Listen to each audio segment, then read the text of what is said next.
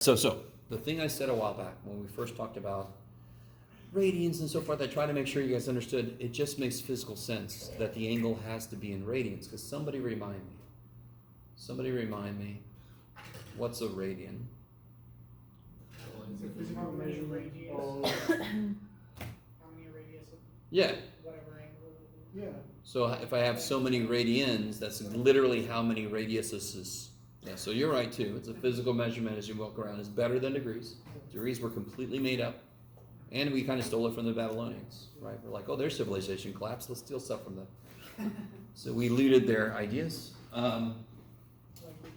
What I said at the time was an angle in the wild has to be in radians. And that still don't make much sense. Do you all agree? Well, yes. Angle in the wild. What the shit do you mean, Jeff? So let me ask you this. Can anyone tell me what the sign of a right angle is? You guys see if I do that, it's like a little right angle? It's one. Mm-hmm. It's 1. The sign of a right angle. Oh. Yes, everybody with me? I got you. What did I put into the sine function? Did I put a number into it? No. I put a frickin' picture into it. You with me? You guys see that?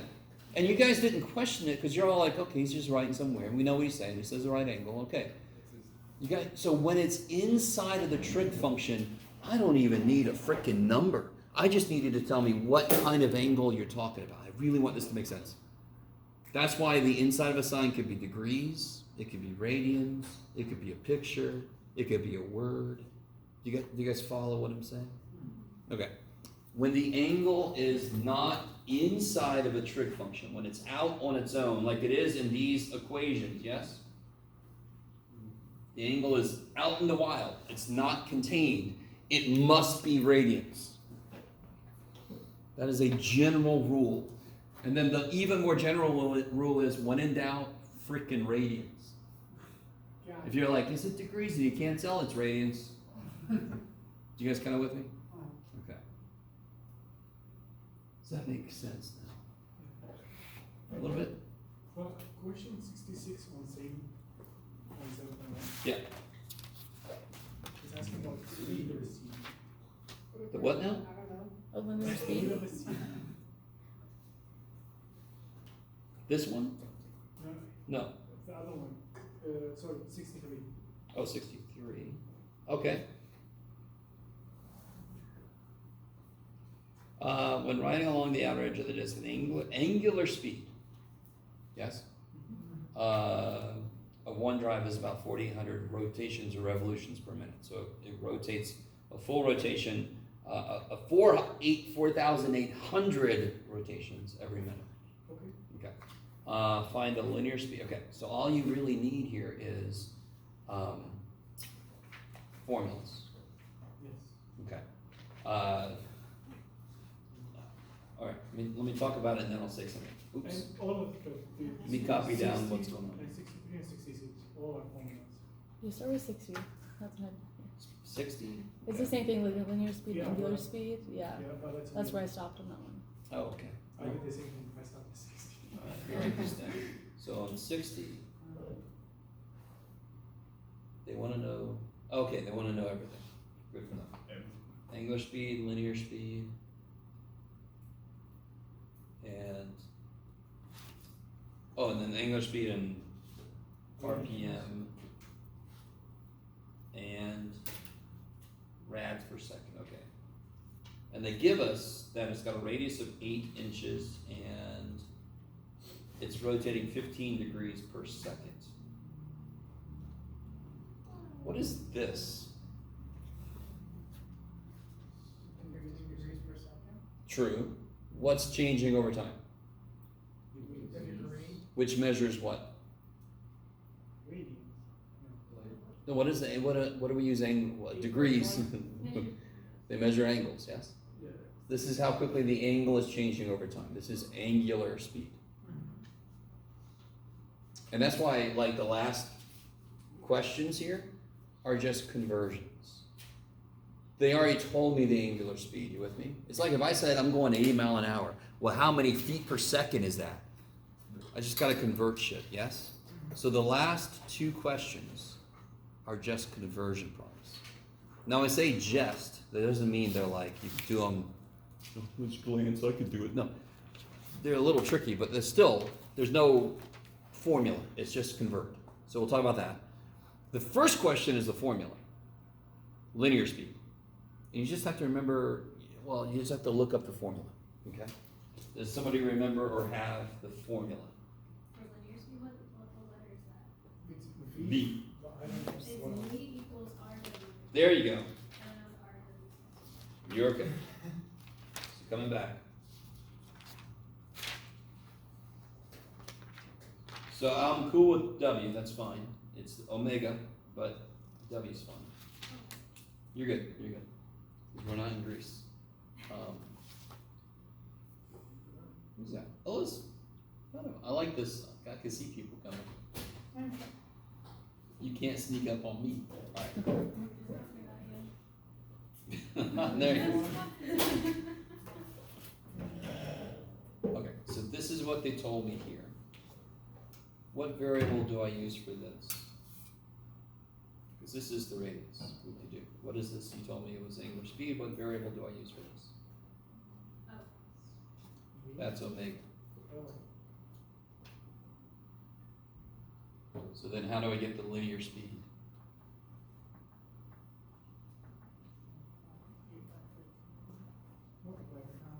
Yes, but there's one problem. Do you see an angle in the problem? Do you see an angle? Is it inside of a trig function? So what should it be? What unit should it be in? Radians. Let me stop. Let me let you guys absorb all this. It's second, sorry. It's S. Yeah. Oh, Remember who you're dealing with. okay. That is a 5 and that is an S. They're obviously different things. Okay. No. Clearly. One of my teachers said yes to the most casual observer. I don't know what to do about it. That's the worst, Jeff. All right, well, let me go. So this is 15 degrees divided by its neck. You're making it curly. It's just neck. It's a little snake. Yes. Okay, so omega is angular speed. Speed is changing units per time. So omega is degrees per second or radians per second. First thing you have to do for this problem is convert degrees to radians. And do you see how by doing that, you're answering the last question? So I always hated problems like this because I always did this. It was like, have you ever had a problem where it has part A, part B? You answer part C first, and that helps you do part A, and you're like, why did they put it in this order? Okay, so that happens. So we're going to answer the last question first because it's the easiest thing. I have to do it. I have to change it to radians. Is everybody with me? Mm-hmm. Does everybody really understand why I have to change that to radians? Mm-hmm. Okay.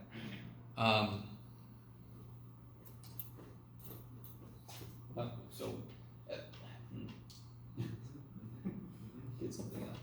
I could answer this question right now. Rotations per minute. So what's a full rotation? How many degrees? Let's stick with degrees. Yeah, 360 for a full rotation. You with me? So let's do this. RPM. So I'm currently 15 degrees per second. Here, I'll write it out. I want to change to rotations per minute. So do I still want degrees to hang out? No. What did we just say? One rotation is how many degrees? 360. Bam, bam. Mm-hmm. What else do I not want? What unit do I not want? Seconds. Seconds. So I put them up here so they die, and I want to change it to minute rotations per minute. And of course, I don't know if you know this, but there's 60 seconds in there. Okay. And then I just, what do I do? How do I do this? It's 15 divided by 360 times 60. Yeah, total. 15 divided by 360 times 60. Then you'll end up with the rotations per minute. It's 2.5. Okay. Yeah, that sounds right. 2.5. Can we just multiply 15 and 60 and then divide by 260? Of course. Same thing. Same thing. Multiplication and division are all on the same level in PEMDAS. Yeah. So Doesn't matter. Whichever one comes first, I'm not sure. True, but they also have commutativity and so Yes. forth. Yeah, you gotta be a little careful with division. But when you have number, I mean, you can divide, multiply, whatever order you want to. Yeah. Let me think. Yeah. Okay. Radians per second. How do I convert degrees to radians? Try that on 8. What do I not want here anymore? What unit? Don't want degrees anymore. I want instead what? Pi rad. Rads. So I'll do pi radians per how many degrees? 180. 180. Good. So then I just gotta throw that in the old calculator. Calculator. Oh shit. That's stupid. Alright. Just to cut to the chase here. When you're doing your homework, you can have all these formulas sitting next to you, right? I am not going to test you on this. It is an immediate application of angles and so forth, yes.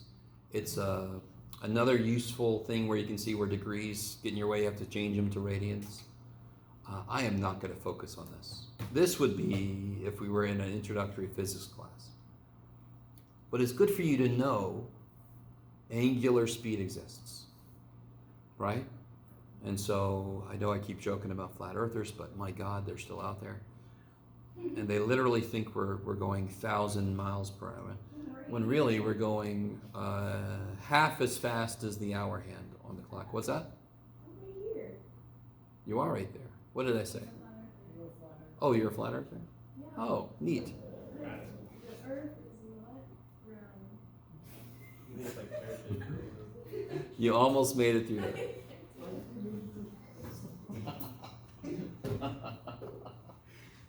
Oh, can you imagine? Oh my God, what would I actually do? I think I'd have to go and cry somewhere from. Okay. So if this is the only concern you have, it's not a huge concern. But you guys, to do this, once I get this into radians per second, I just gotta multiply by the radius. That's it. Yeah.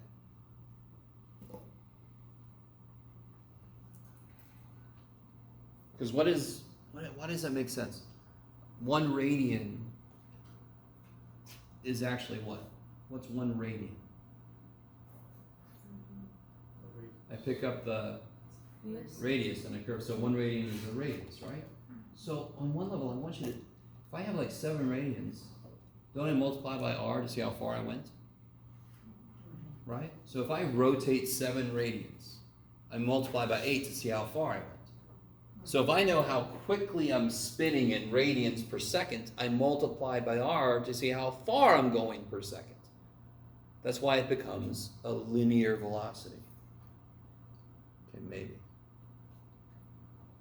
So if I know how quickly the angle's moving, here I am at the tip, right? On my finger here. If I know how quickly the angle's changing, if I multiply by the radius, it's telling me how far I've gone in that much time. That's a linear speed. Okay. By the way, do you guys agree this is not making a straight line? The tip of my finger, is it making a straight line? Hell no. So that's not what linear speed means. Linear is just in relation to angular speed. Angular speed is how quickly it's sweeping out an angle. Linear speed is just an actual change in position. So when they say linear in that respect, it's differentiating it from angular speed. Okay. With all that said, let's not focus too much more on that. Anything else from chapter 7 you want to kind of talk about right now since the quiz is tomorrow? What? Okay, never mind. Okay, good, because I have no idea what you said. Huh? We'll find out tomorrow, yeah. Yes, if it matters, if it's important, I'll find out. Okay. Nothing? 7.2, Yes? 45.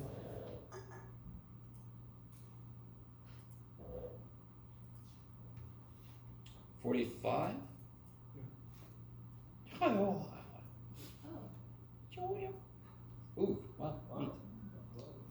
Okay, that's a weird thing to use up all my luck on. Scheiße. Okay, there we go. So find. I did it. All right, sorry. Okay. What do you guys think? How many right triangles do you see? 2. I see 2. There's a little one, little sliver. Look at him, little sliver, and then there's a big one. So there's 2 triangles that they indicate with lines. There's 2 right triangles because they share this right angle. And of course, right now, notice how I'm saying right now, we can only use trig on right triangles. Chapter 10, we're going to learn how to use trig on non-right triangles. You're going to be like, I didn't need to know. I'm like, too bad. X is this length here, yes? Good job, Jeff. So, could you right now tell me how long that is? Yes, you could. You totally could. What do we know about that little sliver right triangle? Do we have enough information? Yeah. We have this angle. We have that side. So I could figure out that side. Yes? As long as I have only one unknown in a relationship. Now, right now you guys are more than likely, not necessarily immediately in the right frame of reference to do this, but I'm going to put you there. There's a couple things. The big ass right triangle, just to make sure you understand my motivation. So, is anybody like, why the shit is this guy trying to find that side? It has nothing to do with, they asked us about this side, Jeff. Is this side in a right triangle? Is X in a right triangle? Do you guys see it isn't? It's in this triangle, which looks freaking scalene. You guys remember scalene? Mm-hmm. Scalene. So those are the funky triangles, basically. They're not isosceles, they're not equilateral, they're not right, they're just the other ones. Poor guys. Okay. So I'm always, whenever we're going over a problem, you need to notice the motivation, why I'm doing what I'm doing. What is it about the problem I may be doing? Isn't this entire side in a right triangle?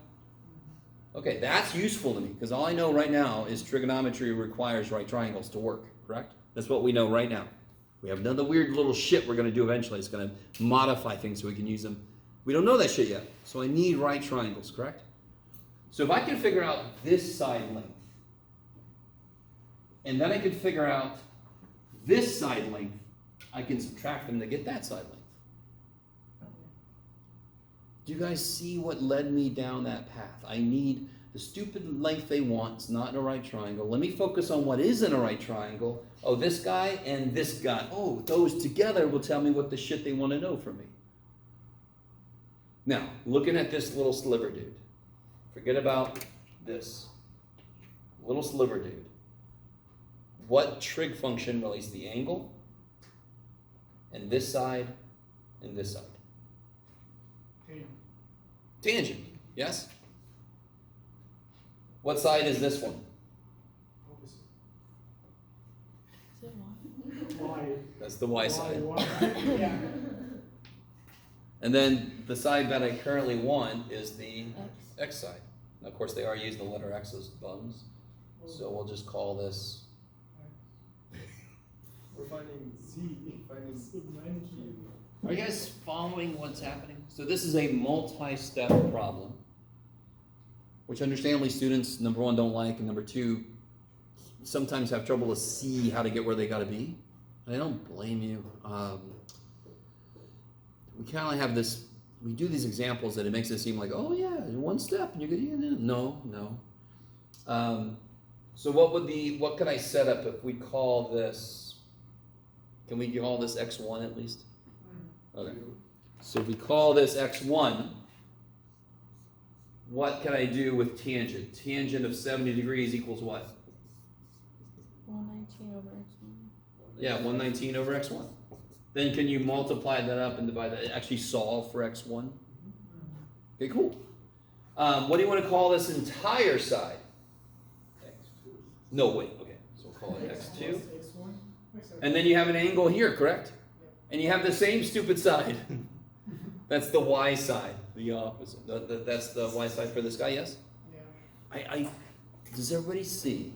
You're gonna do the same thing twice. For that little triangle, that angle leads to this length. For the big ass triangle, that angle with tangent leads to this entire length. And then it can subtract those to get what they want. So I'm gonna leave that for you guys to do. Haha. Well, the hardest part of this problem is to figure out how the hell do I get there? And most students try to do it in one step, which is insane. Can't do that. It's not in the right triangle. Like, we can't do that yet.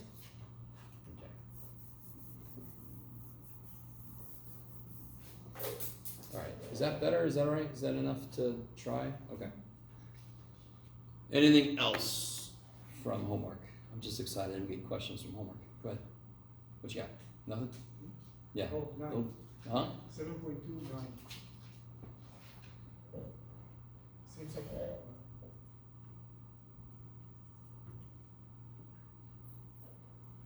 Oh yeah. Okay. So this is a little idea I sort of skirted around and I kept forgetting to come back to. For example, real quick. Sine and cosine, yes? Sine here is 1. Cosine here is 1, correct? As cosine comes in, it starts to shrink. As sine goes down, it starts to shrink, yes? By the exact same amount, the same rate. So whatever cosine shrinks to be at 30 degrees, sine shrinks to be at 60. Does that make sense? So let me draw this out.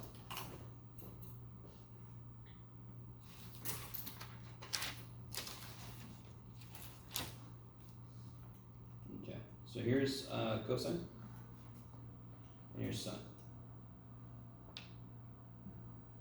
If sine kind of like goes down to 60 degrees, it'll shrink a little bit.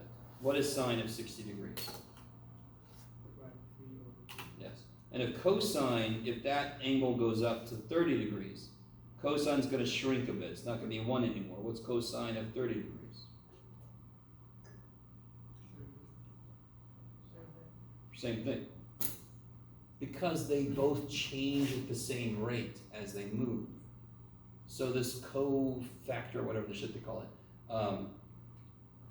so like sine of 11 degrees is equal to cosine of 79 degrees. You see how as long as those two are equal to 90, as long as they add up to be 90, one's moved by the same amount the other one has.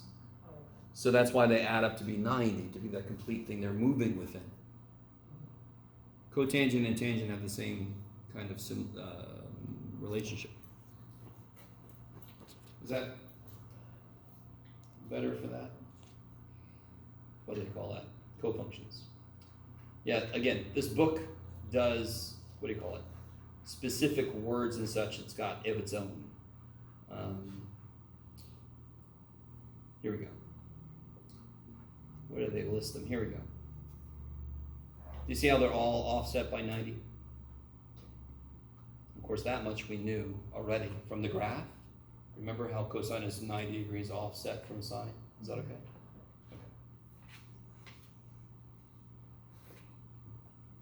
So it's a little more directly applicable if I know that. So if I know that sine of 3 degrees is A, what's the cosine of 87 degrees? A. Kick ass. I mean, as long as the angles, they're kind of relative to, as long as these angles add up to be 90, you're golden. If you're in a different quadrant, you use the reference angles. As long as they have that add to 90, same thing happens. Just in different quadrants, you got a negative sign for some things, right? So that's why we normally stick to the first quadrant with this idea. Okay, how's that going? That's a little side note. Yeah, nothing like crazy big. And I think this one is the same one on 7.3, number 8, but he uses bigger and smaller instead of equal to. Line 7073? 7.3, yeah. Number 8. Number 8.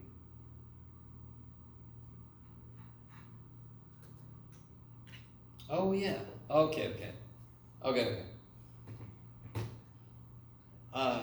Sine likes y. Cosine likes x. We're talking, which one you said? 8? 8, yeah. So sine likes y. So if sine's greater than 0, y is greater than 0. Correct? You with me? So what's true about x? What's true about x? Cosine likes x, sine likes y. So sine is greater than 0, y is greater than 0. What's true about x? What's true about x? It's getting smaller. No. It's not going anywhere. Cosine is less than 0, correct? Cosine likes x. When is cosine negative?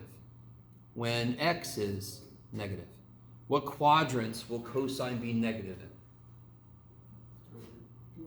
2 and 3. Because how do you translate what I just said? What quadrants is x negative in? That's the answer, because cosine goes like x. That's why SOHCAHTOA can sine. Sine likes y. So where's sine going to be negative?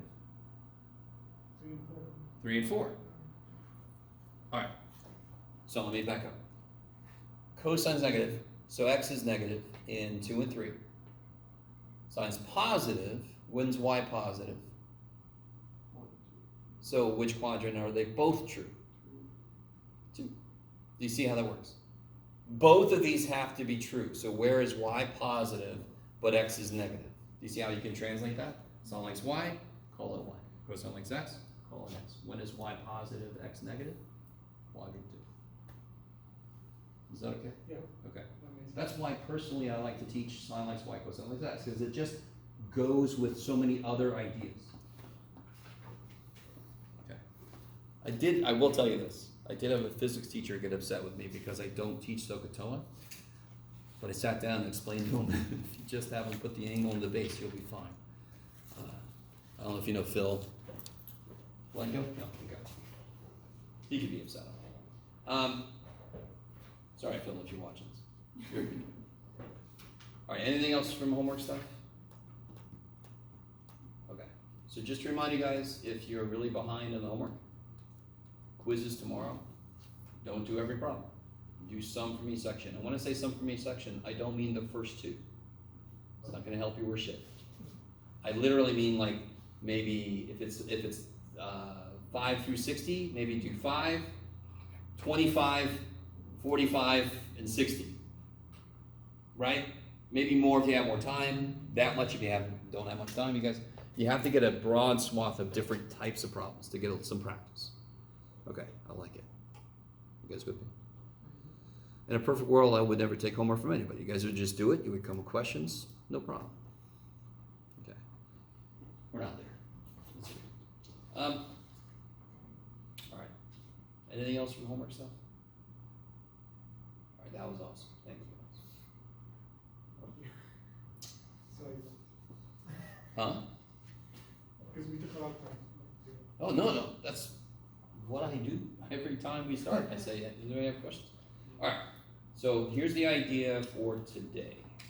If there's nothing else from chapter 7. Today's idea kicks so much ass. I sort of laid some of the groundwork last time.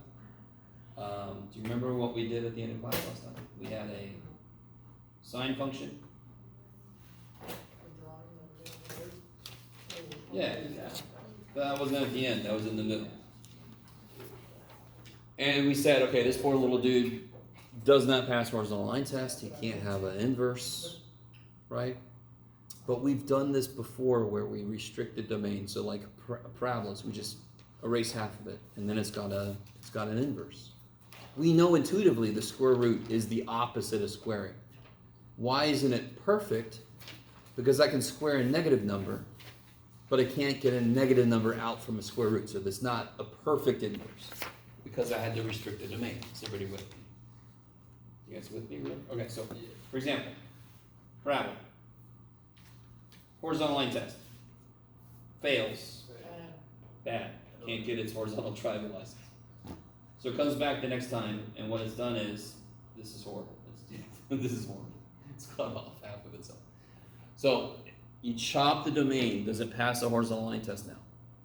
But what you've done is you eliminated the chance to get negatives. You had to. So there's a give and take. In order for an inverse to officially exist, I have to lose access to something. I have to restrict the domain. You with me? Is it possible to take the square root of something and get a negative answer? As far as we know, is it possible? No. Negative number?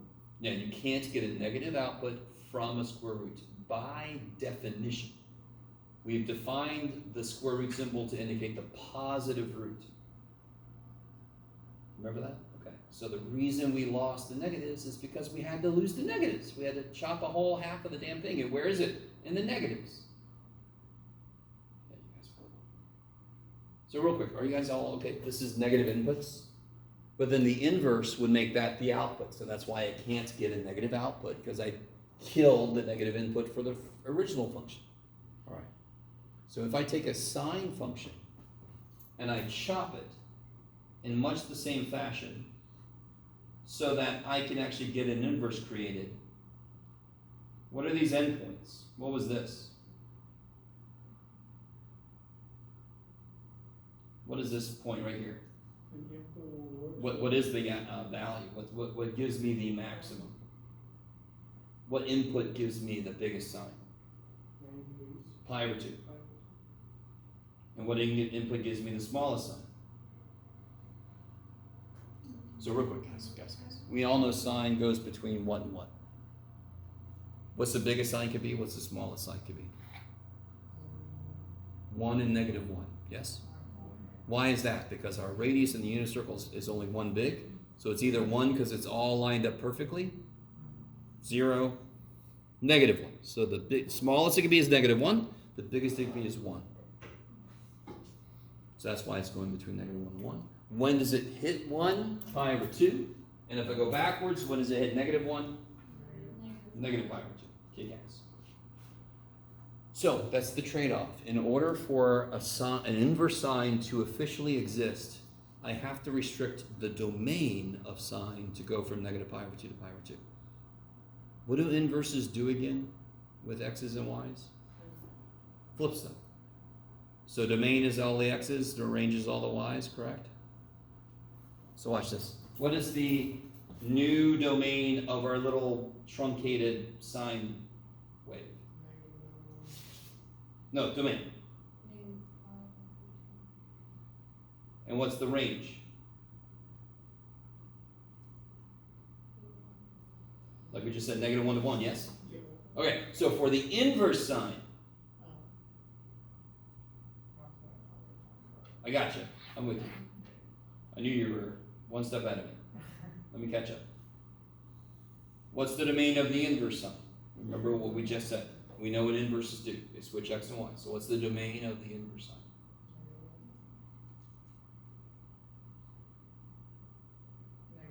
Yeah, negative 1 to 1.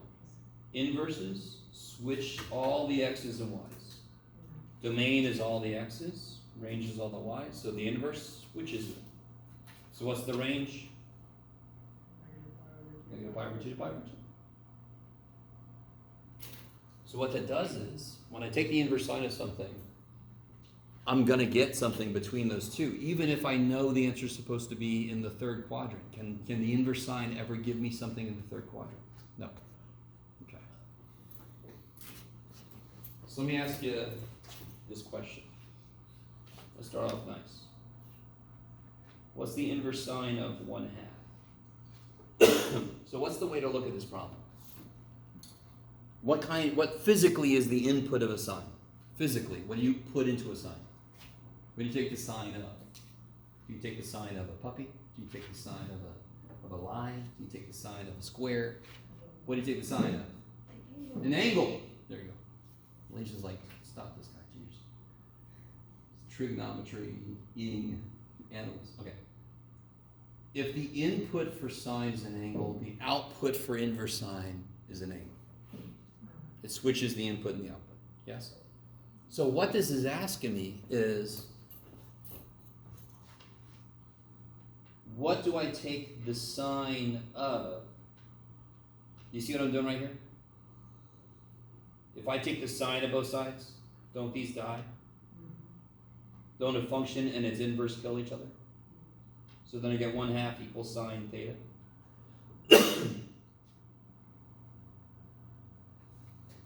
So that's what an inverse function is asking me, is what angle makes 1/2 from sine? So what angle do you take sine of to get 1/2? Or 30 degrees. Yes. So you guys start to realize that if you don't have your angle measures memorized, inverse stuff is going to be impossible. Because you have to not only know it forwards, you have to know it backwards to be able to do the inverse stuff, yes? Okay. So let's try some more advanced stuff. Oh, by the way, before we do advanced stuff, let's talk basic cosine stuff. So cosine looks like this. Poor little guy, doing his best. I can break up in a better way so he can pass the horizontal line test. Do you guys see in the middle looks like an upside down parabola, sort of? It's not, it doesn't have the right curvature, but that's okay. So I don't want to do negative pi over 2 to pi over 2 because it would still not pass the horizontal line test. Who's got a better way to chop this? Remember with a parabola, we chopped it right at the middle. Yes? Yeah. I can think of the cosine the same way. So where do I want to chop? Right in the middle. Right in the middle. Up to where? Where is it? Right up until it's about to violate the horizontal line test again, right? So I chop it here and here. What are those points? Well, I'll tell you this one. This one's 0. Woo, thanks, John. And what's this one? Pi. Because that pi, the output is -1. What's that? Oh, I said apple pie, but Oh, he said apple pie. I got you. It could be. I don't know what kind of cosine this is. yeah. Depends on what the cosine likes. Where do you want to feed it?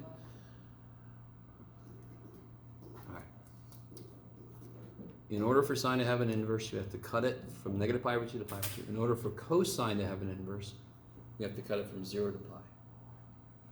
Remind me, in degrees, what is pi? 180. What are the angles in a triangle? What's the biggest the angle could be almost in a triangle? 180. It's all like 179.999. That would leave just the slightest sliver for the last two. It's just almost a straight line, but not really, so then I can connect. You guys gonna move? Do you see how this is going to come up later? This little bit of a semester we have left. It's going to come up later, which means soon. Inverse cosine gives me from 0 to 180. That covers the entire range of things that could happen in a triangle. Inverse sine gives me from -90 degrees to 90 degrees. That does not cover everything that could happen in a triangle. We're going to have an issue. That's going to be relatively, well, we're going to have an issue when we start trying to use inverse sines to figure out triangles. There's going to be an issue that we're going to have to take care of. Huh? Not negative triangles. That would really trip me out. And we might create a black hole and end all of existence because of a triangle. It's not the way we want to go out. So, to have inverse cosine exist, I have to restrict this guy's domain to 0 to pi. The range is still -1 to 1. So inverse cosine, the domain is going to be -1 to 1, and the range will be 0 to pi. So can you tell me what the inverse cosine of -1/2 is? So how do you think about a problem like this? You think, okay, what angle makes cosine 1/2? And then you worry about the fact that it's negative next. So do you guys remember what angle makes cosine 1/2? What would it be close to? Cosine likes what? So what would it be close to be that small? Cosine likes x. It's really small, so it's probably close to the y-axis, right? I don't know. I thought you were doing the Braves thing. No, I just don't want to move this too fast. I'm with you. You guys with me so far? It's pi over 3, 60 degrees. Gotta be close to the y-axis, you with me? But in order to be negative, what's the only two quadrants that I could get an answer for, considering this? 1 and 2. It can't be in 1. It's got to be in 2. So we know this must be a 60-degree angle because cosine of 60 degrees is 1/2. Yes? Even better, cosine of pi over 3 is 1/2. So the answer's got to be related to pi over 3. It's got to have a reference angle of pi over 3. So what is that in the second quadrant? What has a reference angle of pi over 3? 2 pi over 3. So if you do this, and you go, okay, pi over 3 is here. What's this? What's this? It's pi minus pi over 3, which is 2 pi over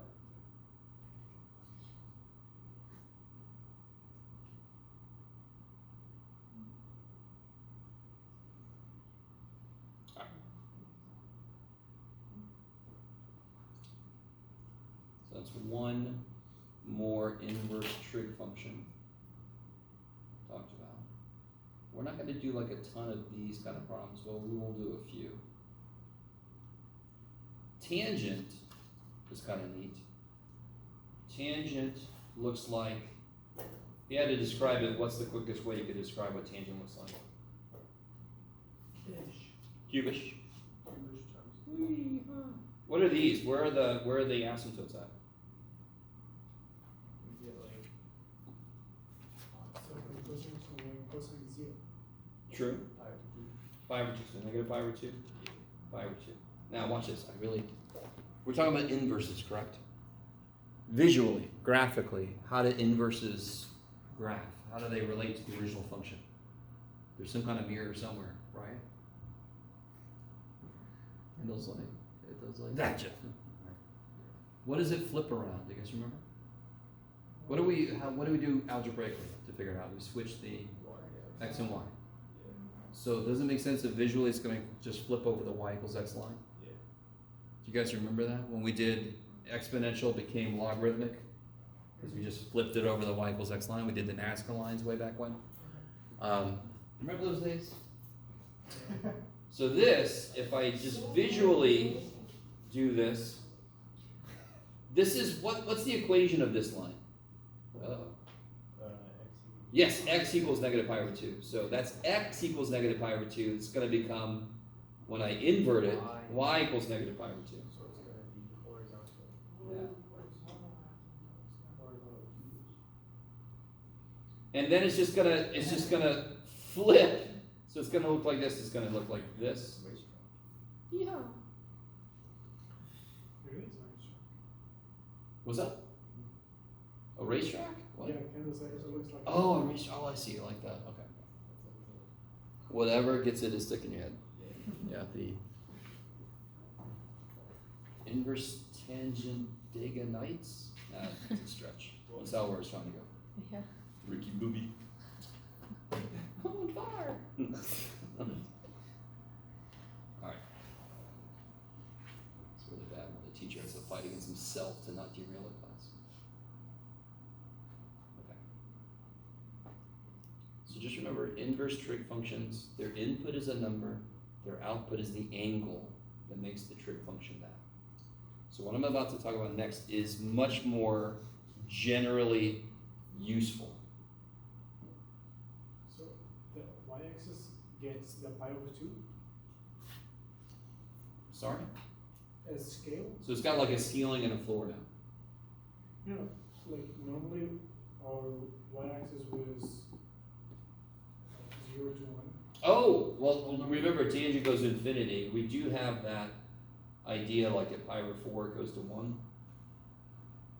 Do you remember that? Yeah. And at negative pi over 4 it goes to negative 1.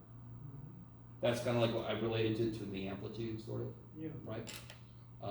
Is that what you're asking about? So now that would be 1 and negative 1 go to pi over 4 and negative pi over 4. Yes? They just flip. Yeah, Go but ahead. normally when we do the x-axis, it's always pi over or pi over 2, like Oh, on sure. that scale. Yeah, of course. But now the y-axis gets the height. And why does that make sense? Because we're talking about inverse functions, and inverse functions switch the x and y. So the x-axis was in terms of pi. Becomes one. Now the y-axis is in terms of pi, because everything that was x is now y. Turned around. Yeah.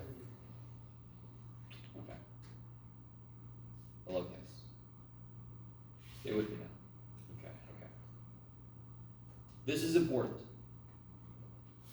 What's more important, is this idea. Bless you. Thank you. Is that sneeze? How do I introduce this? If I have the sine inverse of 3 over 7, y'all agree with me that that's nothing we have memorized? Okay. Now go with me. Remind me, what's the output for this physically? It's not a puppy, it's not an angle. Stay with me, come on, stay with me. This is huge. If I take the sine of both sides like I did earlier, I get back to here. Can you guys draw the triangle that that's true for? Can you guys draw the triangle that that's true for? Because you guys know what sine is. You guys know the sides of the triangle that sine is, and it's telling me what the sides are, isn't it? It's just not telling me what the angle is. You see that? You see that? So if I tell you sine is 3 over 7, what side is 3? Because you know what sine is. The y side. So that's literally saying the sine of the angle is 3 over 7. 3 must be the y side. Where's 7?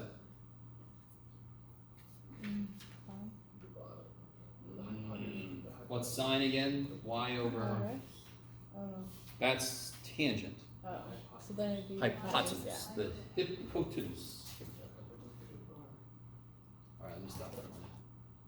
I need you guys with me. We've introduced the idea of trig inverses, and somehow we've wrapped all the way back to where we started, right? Because an inverse trig function, you don't ever have to do what I did. You don't have to take the sine of both sides, and I'll show you. You can immediately draw a triangle. Okay, so everybody's semi-cool with that. How would I figure out this side if I needed it for some reason? Old Greek dude, yeah. So what would old Greek dude say if I call this side x for some crazy reason? X squared plus 3 squared is 7 squared? Kick your ass. So x squared is 49 minus 9. So x is the square root of 40. And then you can simplify blah, blah, blah, yes? So let me show you a direct, full problem that uses this idea. You guys got all this here? Sorry, go ahead.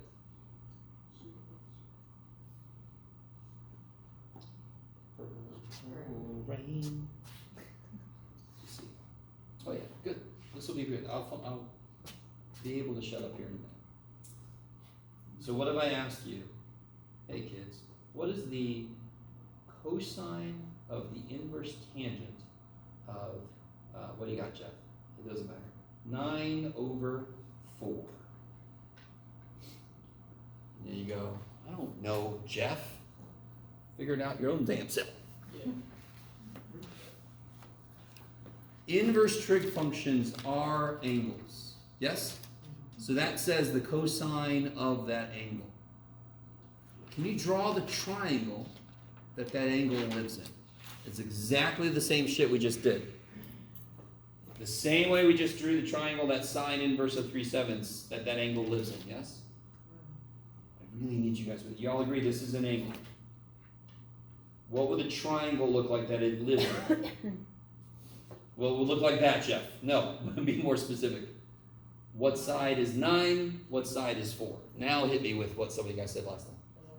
Yeah, the y side is 9, x side is 4. Do you guys see that? An inverse trig, what is inside of it? The ratio of the sides. What did we do from the very beginning? We took a trig function of an angle and we got y over x or y over r or some shit, yes? So the output was the ratio and the input was an angle. What do inverse trig functions do? The input is a ratio and the output is an angle. So they're telling me the sides. They're telling me how long the sides are. I could draw the damn triangle. And you're like, great, Jeff, you could draw the triangle. Great. So, sorry. Is everybody with that's going to be 9. This tangent's y over x. 9, that's going to be 4. The question wants to know what the cosine is. Mm-hmm. I'm one step away from telling the damn question what the answer is. What am I missing? R. Yeah, I need Pythagorean theorem so I can get r so I can answer the damn question. You guys see that? That question looks weird as shit. But when you realize the inside just lets you draw a triangle and the outside is the trig function you want of the triangle you just drew, this problem is not difficult. It's an interpretation problem. Can I interpret what the hell they're giving me? They're giving me a ton of information. So who's this dude?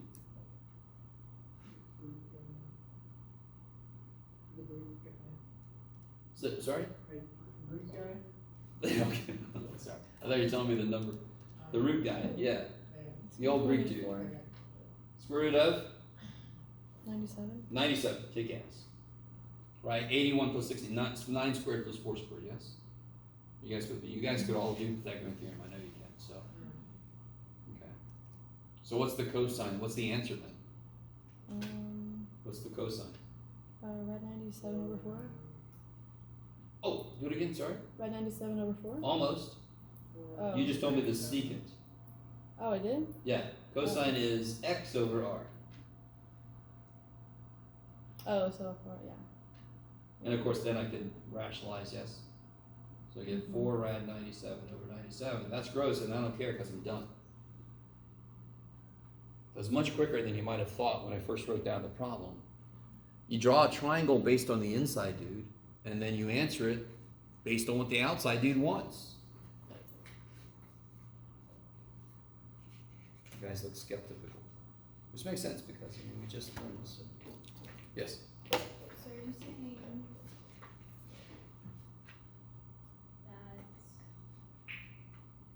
like, all of this interpreted equals 4 sort of 97 over 97? This at the heart is saying what's the cosine of this angle? Okay. This angle is living in the triangle that would make tangent 9 over 4.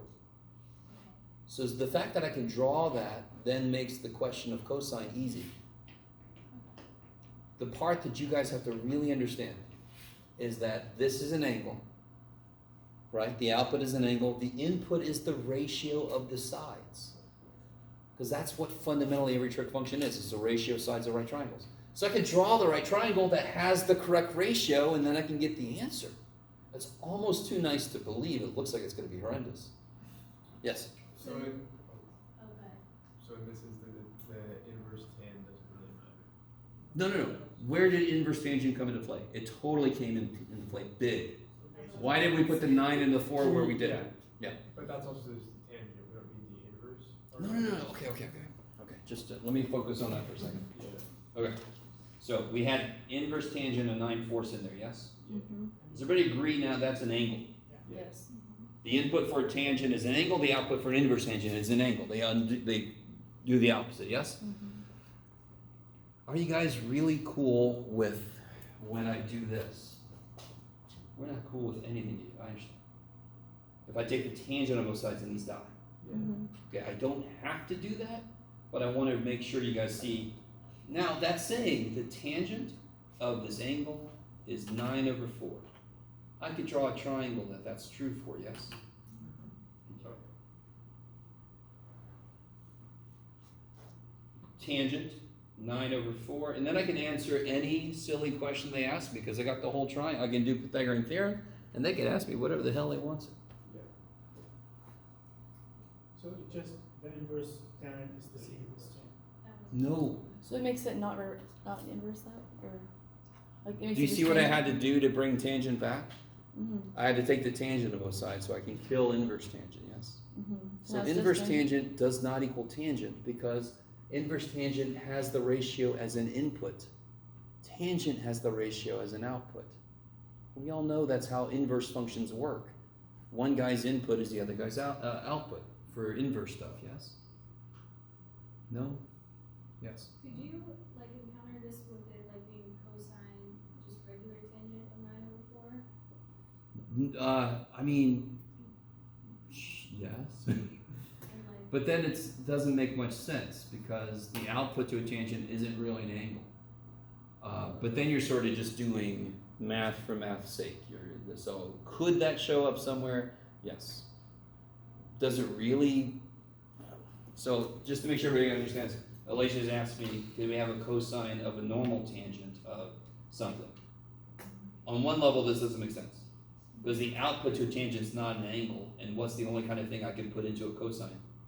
Mm-hmm. An angle. Now, could this happen as you're working out some weird math problem? Yes. In that case, it's just numbers and they don't give a shit. Then you just plug in the calculator and see what happens, right? Is that, so the more immediate question is it going to happen to you? No. Okay. Could it happen? Yes. In that case, it's just numbers and then you don't really care.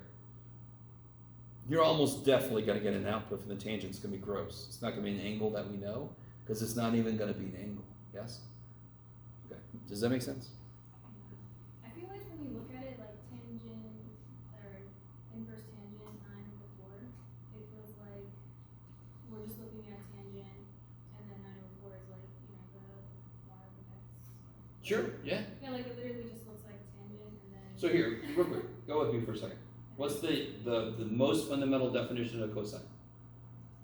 What's the ratio it's defined on? X over R. So, how do I kill cosine? What do I do to both sides so I can kill cosine? Divide those by- No, because that's not cosine times theta, that's cosine of theta. So how do I, if I have the cube root of x equals 2, how do I kill the cube root? What do I do to both sides? Cube it. Yeah, cube both sides, correct? Why? Because cubing is the inverse of cube rooting. So when I cube, those functions kill each other, because that's what inverse functions want to do. They want to kill each other. And you're left with just x. Yes, and if you do it the other side, you get the answer, yes. So here, what do I do to both sides to kill the cosine? I very boringly, did I say you take the inverse cube root? Wouldn't that be weird for me to say? Because do we have a name for the inverse cube root? Yeah, we call it cubing, Jeff. What the hell's your problem? What's the name for the inverse cosine? Inverse cosine. We didn't give it a name. We didn't call it frank, right? Take the frank of both sides. Do you guys see what I'm saying though? Frank is dumb. I understand. But we didn't give it its own name like we gave cubing its own name. Can you Yes? write that out, like maybe a cosine, like do the cube root? You ready? That's what I'm going to do. That's why I listen. I'm sorry. What do you want specifically? Yeah, no, just do what you're. Yeah. Well, just do what you're going to do and I'll see if it's close to what I want.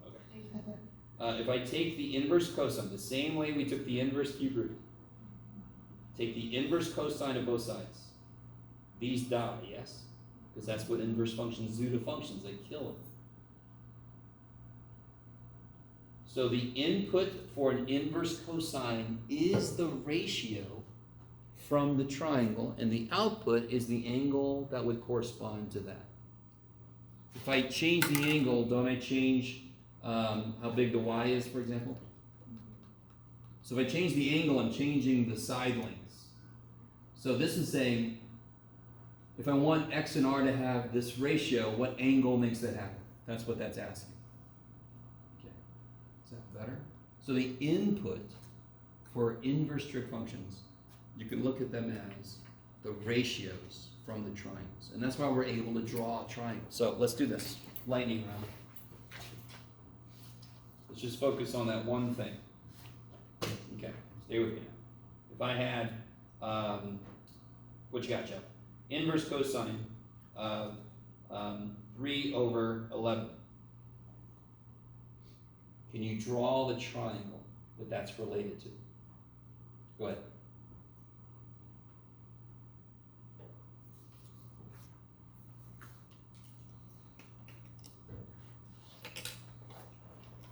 And if you wanted to, you can write next to it, okay, it's cosine. What's the ratio cosine is built on? So you can remind yourself what those numbers relate to. Yes? So what I mean is, what ratio is cosine related to? What over what? X over R. So put a little x over r. Oh, so then in your triangle, x is 3. 3, and r is 11. 11. Hypotenuse. You guys see that? This is telling me the exact same information as this. Those tell me the exact same information. This tells me for an angle and a triangle, the cosine is 3/11. Okay, there you go. For an angle and a triangle, the cosine is 3/11. That is saying the same thing more compactly, more directly. So when you see inverse trig function of number, and real quick, if it was a whole number, you would just put it over 1. Is that cool? So then you have a ratio. Then you can set up the ratio in a triangle and you can do shit. So if this question then was, if it really was, what is the, you could do it, Jeff, I don't know, what's the cotangent of the inverse cosine of 3/11? What am I missing to answer that question? Yeah, the y side. Yeah, so that'll be 121 minus 9. It's 112, and then you can simplify that, but who cares? What is the cotangent of this business? Yeah, 3 over root 112, and you can simplify, you can rationalize that. Who cares? You guys see that? So the inside, the inverse trig tells you how to draw the triangle and what to label. And the outside says, okay, I want you to figure out this trig for that triangle.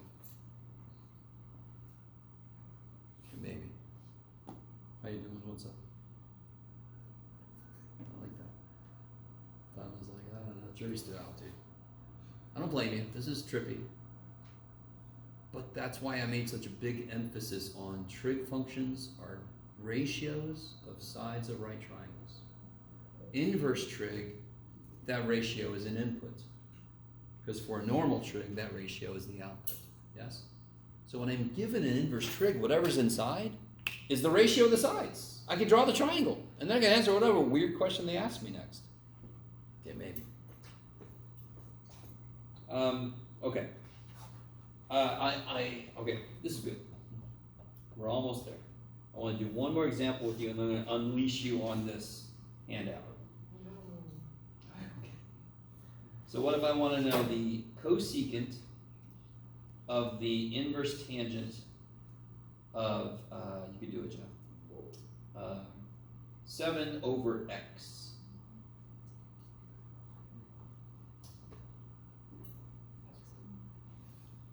What piece do you not care about first?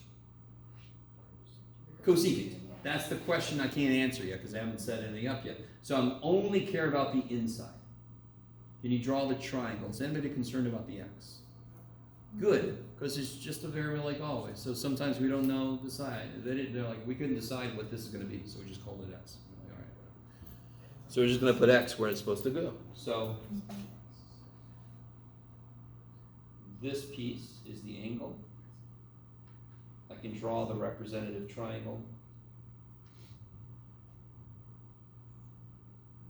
Which side is 7? The left side. I got you.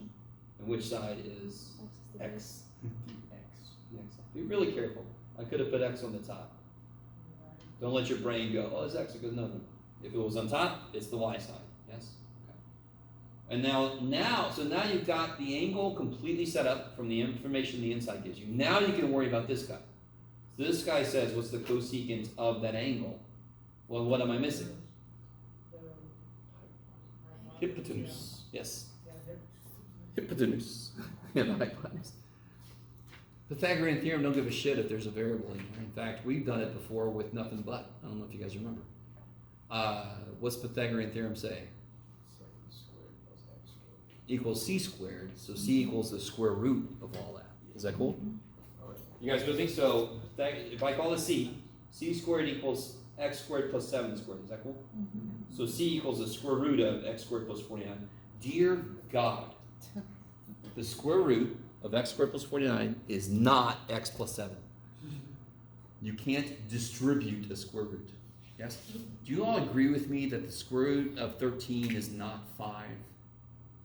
Does anyone feel like the square root of 13 is 5? Where's my flat earther? She's not speaking of okay. She's doing her own thought. Square root of 13 is not 5. Does everybody agree? Yes. But isn't 13 4 plus 9? Yeah. And isn't the square root of 4 2? And isn't the square root of 9 3? Isn't that 5?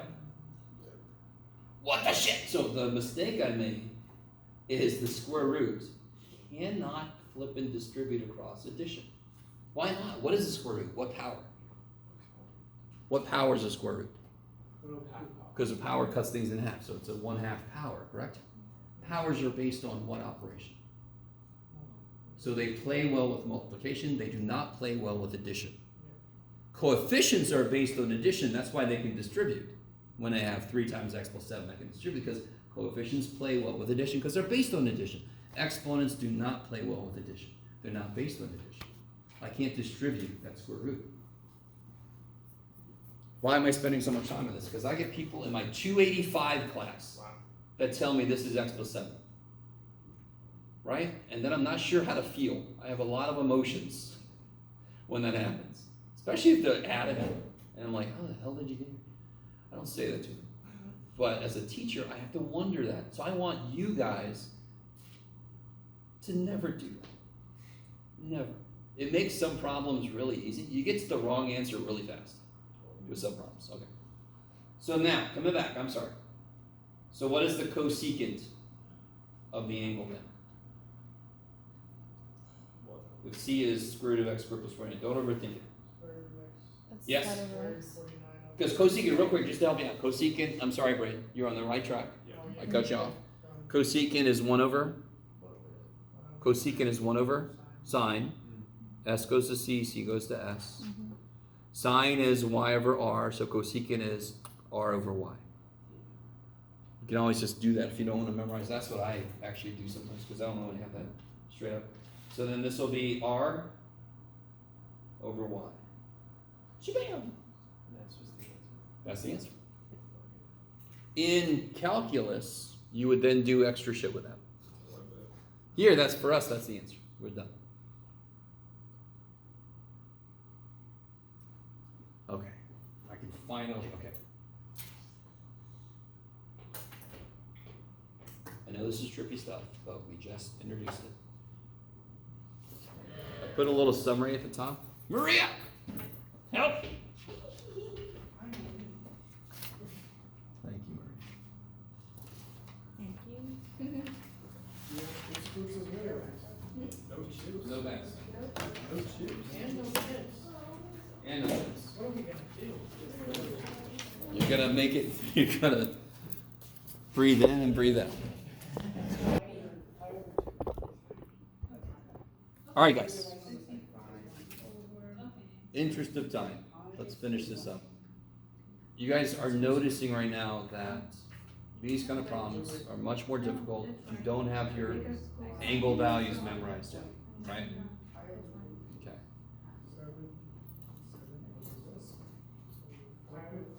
So, when you see one like this, I guess it's you're like, oh, thank God. When the inside's positive, it's going to be the first quadrant because every single one of these has the first quadrant as an option, yes? So when the inside's positive, okay, I'm in the first quadrant. Sine, so you think to yourself, sine of what angle gives me 1/2? That's what you're thinking to yourself. It looks like I just wrote sine of blah, and so on. So sine, what angle do I take the sine of and get 1/2?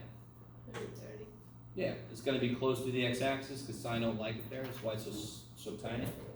But what is that in radians? 5 or 6. Ooh, that's the nicest pi ever made. Look at that. Are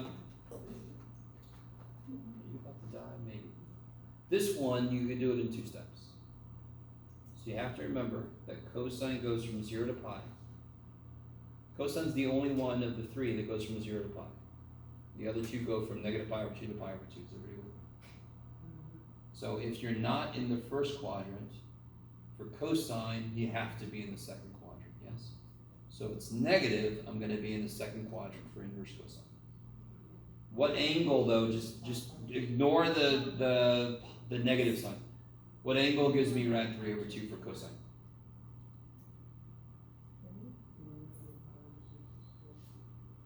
How do I make cosine big? 30. Yes, it's Close 30. to x. Now I gotta worry about the negative, yes? So I know I'm in the fourth quadrant. I know my reference angle is pi over 6. So what is this angle then? 5 pi over 6. I'm 1/6 of a pi short of a full pi. That's what everybody says about me. So then I get 5 pi over 6. Okay. Does that make sense right there? So you often get reference angles, and then you have to kind of work with the quadrant you know you're supposed to be in. This is going to happen a lot. So what I did was take the cosine of both sides. So you had to give yourself another side. Yeah, Yeah. So then cosine of what, that's basically what I wrote here. yes, Cosine of what gives me this. exactly, yes, And I ignored the negative sign at first. yeah, And then I worried, oh, negative, so it's got to be in the second quadrant. And then I made it into the second quadrant. yeah. Okay. So you basically did what I did, but I love that you took the cosine, so you killed the inverse cosine. Yeah, I got rad 3 over 2, and then I found the angle of it, and then I took that angle and converted to radians. Oh, so you got the 150. Yeah, Okay, okay. How do you make tangent 1?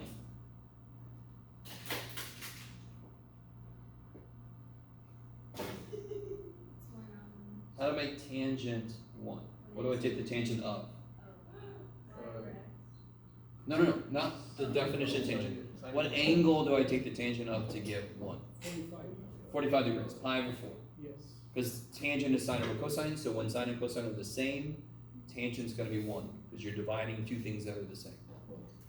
So I know this is going to be pi over 4. It's supposed to be negative 1 though, and this one's kind of silly. Tangent is either first or fourth, but how does it get to the fourth? It just turns negative. So if going positive pi over 4 sucks because it doesn't make it negative 1, I just go negative pi over 4.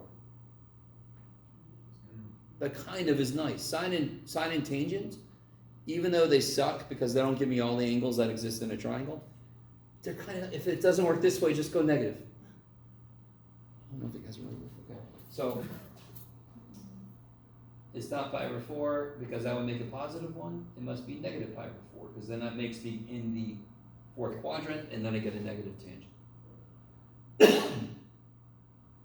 Now, didn't quite make it around to every group, but cosecant of theta is defined to be r over y.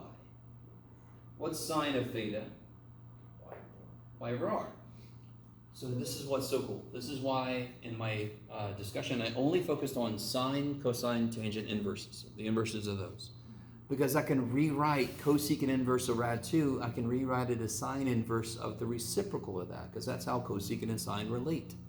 So this question is equivalent to this question, which is equivalent to this question, just to put it in a way that we're more used to.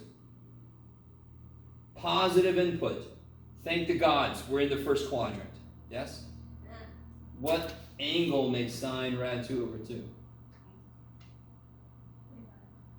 Yes, 5 over 4. Taking hands. Alright, now listen. I know the answer. If I said, do you guys like this, you're going to say no, but is that any better? These are always trippy because you have to think 2 levels for this. You have to make the number work and then you have to make the negative sign work if it's there. If it's positive, if the input's positive, like the first quadrant, that kicks ass. If the input's negative, you're like, God. Okay. How'd these go? Oh, geez.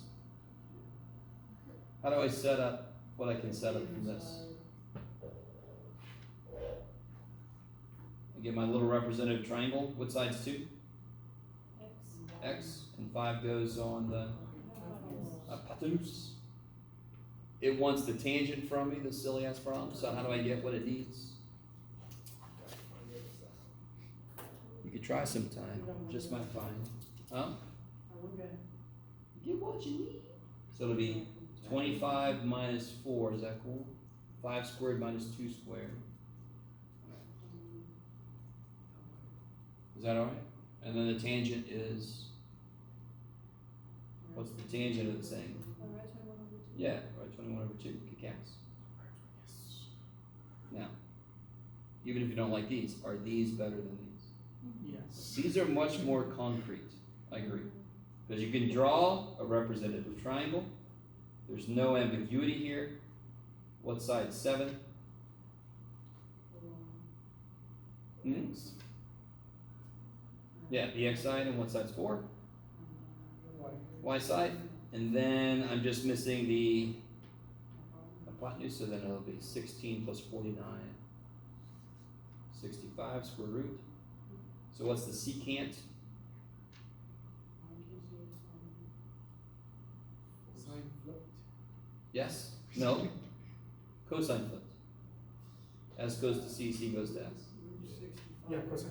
Yes. Root 65 over 7. Okay, I like it.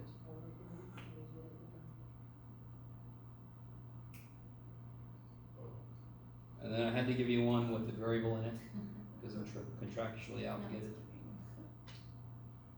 So sine, of course, I was being nice. Sine comes from y side over the hypotenuse. So what am I missing for cotangent? X. The x, so if I just call this x, this will be x squared plus y squared equals 9. So x equals the square root of 9 minus y squared, is that cool? So then the cotangent of the angle is going to be square root of 9 minus y squared over y. Chabow! And then, you know, if you're in calculus, you might do some more shit with that. And then finally, this one might be the one, if I were you, I'd like this the most. Yeah. Because it takes us all the way back. I mean, what trig function can I set up if I don't feel like you're figuring this one out? What trig function can I set up? Cosine, yeah.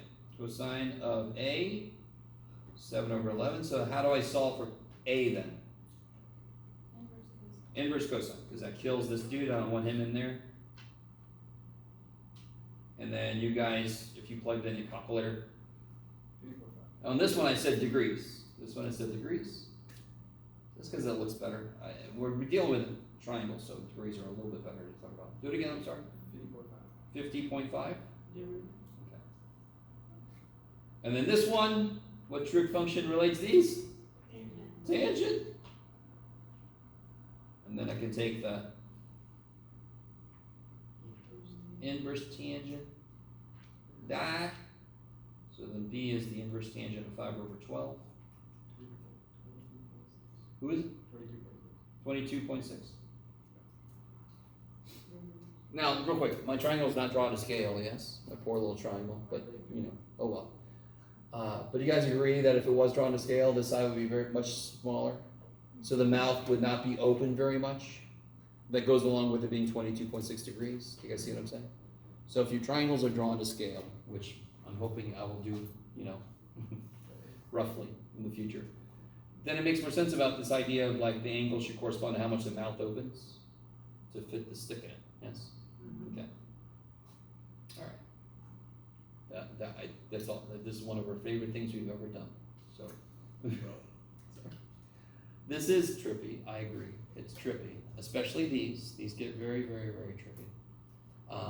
If I were you, what I would really, really focus on for tomorrow, the quiz, is really getting your sine, cosine stuff, tangent, cotangent, all just the base angles, right? Pi over 3, pi over 6, pi over 4, and then like reference angle stuff, yes?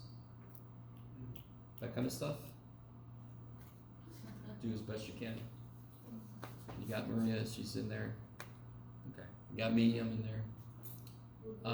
Did you want to talk about next week about the test? Is that next week? No. Next in 2 weeks. 2 weeks. In 2 weeks. The test. I have a doctor's appointment on the 18th, the day of your test, so I will not be available for office hours that day. However, the Sissel is open with Mr. Waller over here, and the